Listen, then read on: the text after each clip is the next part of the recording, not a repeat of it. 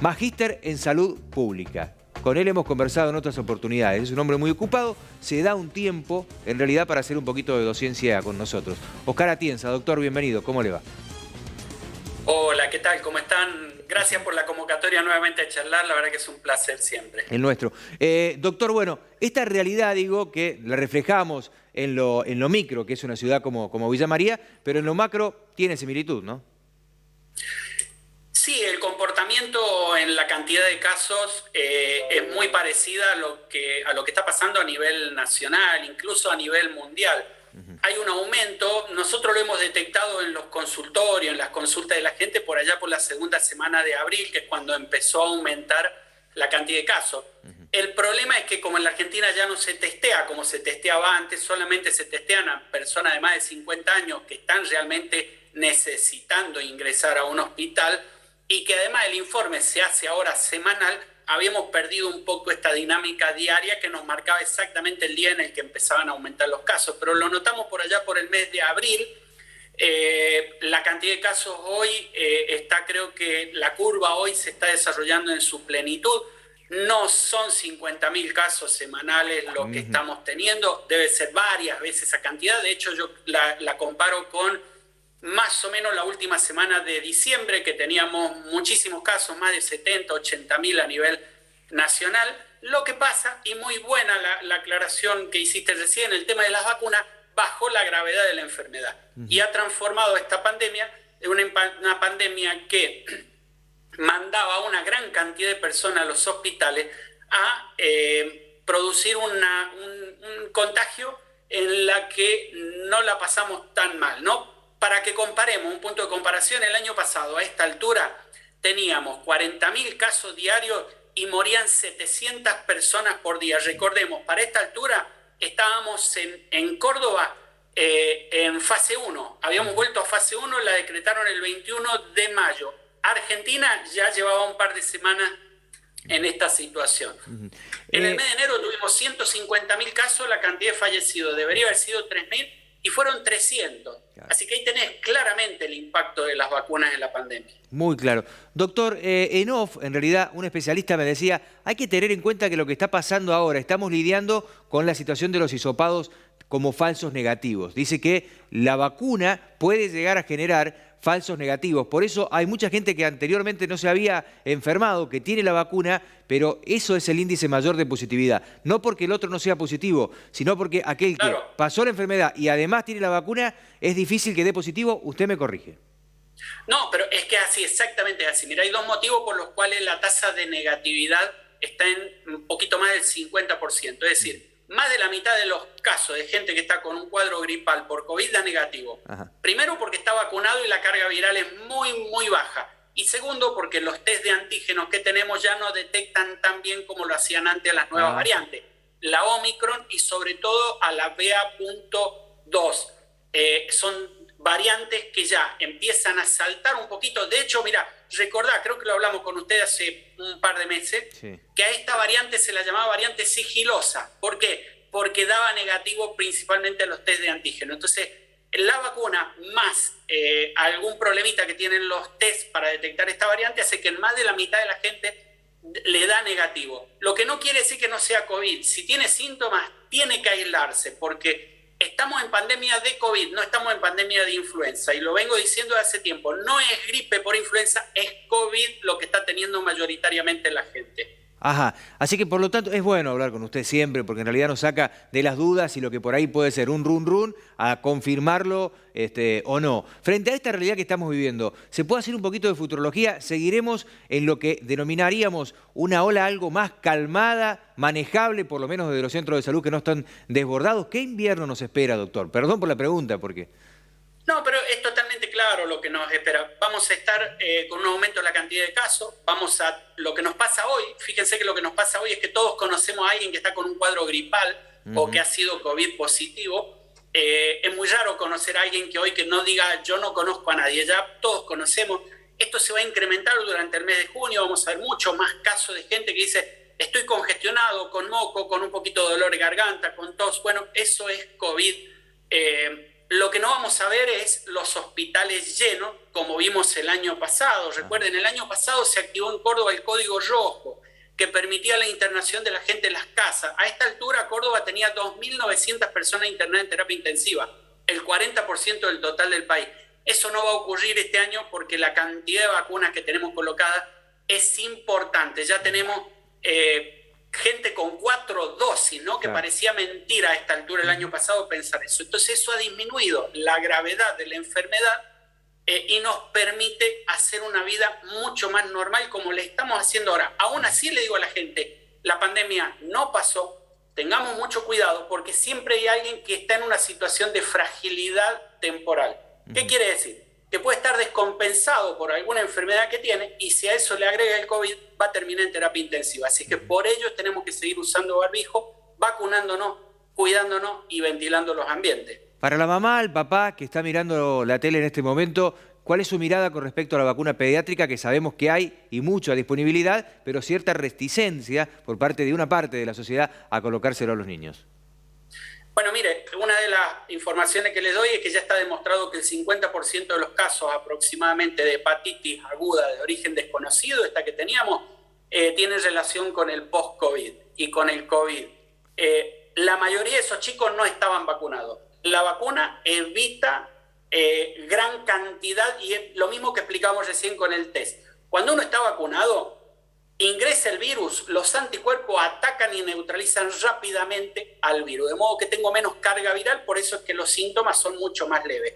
A un chico y a los chicos hay que vacunarlos, porque se produce este efecto. Cuanto menos tiempo tenga yo el virus en mi cuerpo, tengo menos probabilidades del post-COVID o el long COVID.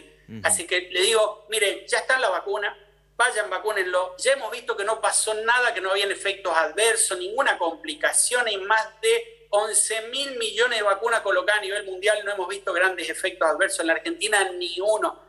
Así que totalmente segura que lo vacunen, a ver si de una vez por todas podemos terminar con esta pandemia entre todos. Así que, por lo tanto, los casos de hepatitis pueden llegar a estar atados al post-COVID en los chicos. ¿Algo genera seguramente en su hígado? Sí, mira, en realidad esas hepatitis agudas ya las conocíamos de antes, porque los chicos hacen hepatitis aguda y queda ahí de origen desconocido. No es ni la hepatitis A, ni el virus de la B, la C, la D, la E, algún citomegalovirus que también produce hepatitis. Esos ya los conocíamos y existen siempre, todos los años, el número de casos, pero este año aumentó. ¿Por qué aumentó? Porque se dio la sinergia del virus del COVID con otro virus, con un adenovirus, y la sinergia entre ambos produce un desorden a nivel de intestino que termina produciendo las hepatitis esta autoinmune. Eso ya está demostrado, ya hay publicaciones, así es que hay que estar, digamos, no tenemos grandes cantidades de casos. En la Argentina hemos tenido unos 8 o 10, tengo entendido que hay 2 que fueron a trasplante. Es posible que tengamos algunos más, pero tenemos que frenar eso. La única forma que tenemos de frenar eso es vacunando a los chicos, no hay otra. Doctor, hay otro punto que se está hablando, en donde en algún momento buscaban algún tipo de posibilidad, digamos, obviamente debido a la sensibilidad que hemos tenido frente a esta pandemia, una enfermedad que comienza a verse en diferentes países genera temor. Sabemos que la viruela fue erradicada hace más de 50 años en el mundo, pero bueno, ahora está la denominada viruela del mono. ¿Qué tanto da para preocuparse? Porque en realidad había mucha información suelta y nada tan claro, o por lo menos no será tan claro. Ahora, ¿tenemos la situación más visualizada? Sí, a ver, la viruela del mono no tiene, es familiar de la viruela humana, ¿no? La viruela humana se erradicó en el mundo en el año 1979-1980. El último caso que se conoció fue en el 77. En el Congo se erradica en el año 68. En el 70 aparece esta viruela del mono, que es una zoonosis. ¿Qué quiere decir zoonosis? Que se transmiten del animal al hombre. Al ser humano, vamos a poner, ¿no? Porque ahí vino otra gran confusión, al ser humano. El contagio entre seres humanos es extremadamente rara y cuando se da no es una enfermedad demasiado grave. Esta enfermedad es endémica de todo centro de África. Desde el año 70, países como el Congo, Zaire, de esa región, tienen más o menos unos 400 casos anuales. Es decir, que ya existía esto. Pero ahora, como apareció en el Reino Unido, en Francia, en España, y ya no solamente son los negros los que sufren esta enfermedad, tomó un poquito más de interés, digamos. Sí. Hay una preocupación mayor. Pero no va a ser ni por cerca lo que ha sido la pandemia del COVID. Ahora, doctor, usted es un especialista en hacer chequeo correspondiente de informes internacionales. ¿Por qué se ha dado, bien lo marca usted, en diferentes países, inclusive un caso comprobado en la Argentina, otro aún en estudio? ¿Por qué en realidad se ha dado esta situación en donde la viruela del mono, que era mucho más concentrado en territorio africano, ahora se da en otros continentes? Pues la gente viaja. De hecho, los primeros casos que hay en Europa tienen su origen en gente que viajó desde la zona de Centro África. De hecho, por ejemplo, en el 2003 hubieron algunos casos en Estados Unidos y estuvieron relacionados con una persona que viajó a África y trajo algunos animales que venían contagiados desde África. Hoy los aeropuertos, los aviones, en 10 horas te dan la vuelta al mundo o te posicionan en distintos aeropuertos y este virus se contagia por contacto cercano, es decir, si vos estás sentado al lado de una persona que está contagiada de viruela y compartís algunos elementos, vas a terminar contagiado, ¿no? Y la mayor parte de la gente, los casos que hay acá en la Argentina son todos de gente que estuvo en España. Es decir que ese es un poco el motivo. Hoy atravesar el mundo es extremadamente fácil, es rápido y es un poco el vehículo que utilizan estos virus para poder trasladarse de un país a otro. La viruela humana tenía un 30% de mortandad, era realmente muy alto en el momento más difícil que vivió el mundo. ¿La viruela del mono se habla de un 3%? Sí, hay dos variantes. Una variante que tiene el 1% de letalidad y la otra hasta un 10%, ¿no? Esto en África.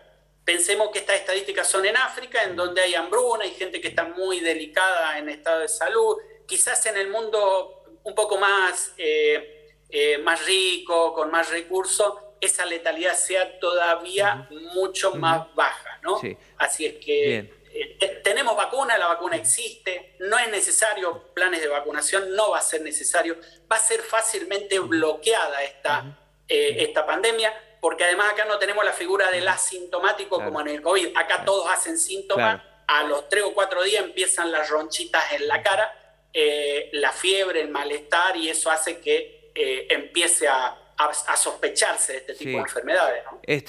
Buscando una respuesta, lo comprometo con la última consulta y ya lo saludo. ¿Cuándo se termina la pandemia? Yo le había puesto fecha. Yo pensaba que en el mes de agosto, septiembre, la pandemia del COVID empezaba a declinar. ¿Por qué? Por la vacuna. Digo, la vacuna es la que viene un poco y cambia las reglas de juego de esta pandemia. Surgieron 2 variantes nuevas, la BA4, BA5, que son subvariantes de Omicron, responden muy bien a las vacunas. Hubo un brote en África que inmediatamente quedó controlado.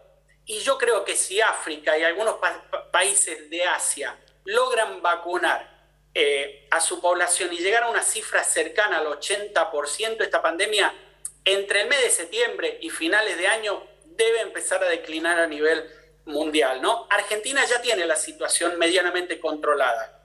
Lo que pasa es que es una pandemia, las pandemias en definición son un problema mundial. Entonces, hasta que yo no solucione el problema de todo el mundo, corro el riesgo de que me surja una variante nueva en algún rincón del mundo y produzca una nueva ola. Hasta ahora, si todo sigue tal cual está, yo creo que a partir de septiembre empieza a decrecer la pandemia a nivel mundial, ¿no? Doctor, gracias por la clase. Gracias a ustedes, que anden bien.